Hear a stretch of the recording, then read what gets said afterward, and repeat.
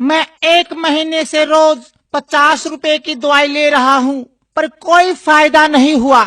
कोई बात नहीं भाई साहब, कोई बात नहीं। कल से मैं तुम्हें 40 रुपए की दवाई दूंगा, 10 रुपए का फायदा होगा। ठीक है, पर डॉक्टर साहब एक बात बताओ, मेरे को तो खांसी थी, फिर आपने मोशन लगने वाली दवाई क्यों दे दी? वो इसलिए तू अब खांसने से पहले 100 बार सोचेगा।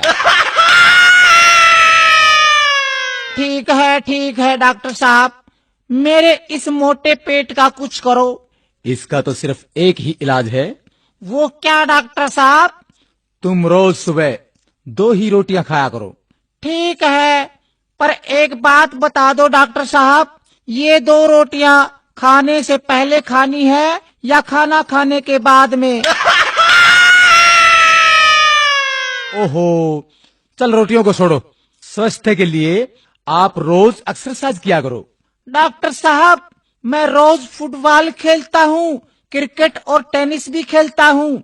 अच्छा ये बताओ, तुम रोज कितनी देर खेलते हो? जब तक मोबाइल की बैटरी खत्म नहीं हो जाती।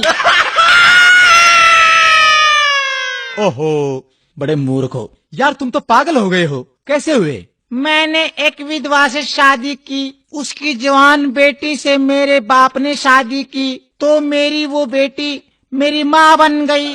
उसके घर बेटी हुई तो वह मेरी बहन हुई, मगर मैं उसकी नानी का शौहर था, इसलिए वह मेरी नवासी भी हुई। इसी तरह मेरा बेटा अपनी दादी का भाई बन गया, और मैं अपने बेटे का भांजा, और मेरा बाप मेरा दामाद बन गया, और मेरा बेटा अपने दादा का साला बन गया। और अबे चुप कर, मुझे भी पागल करेगा क्या? लो ये मैं दवाई लिखता हूँ। डॉक्टर साहब दवाई जरूर लिखो, लेकिन कड़वी मत लिखना। अरे चुप कर बैठ। डॉक्टर साहब दवाई जरूर लिख दो, पर कड़वी मत लिखना। रमत तेरी खातिर 1 किलो जलेबी लिख दूं? बैठ जा, ज्यादा मत बोल। डॉक्टर साहब पर्चे पर ऐसा क्या लिखते हो जो सिर्फ मेडिकल स्टोर वाले ही समझ पाते हैं?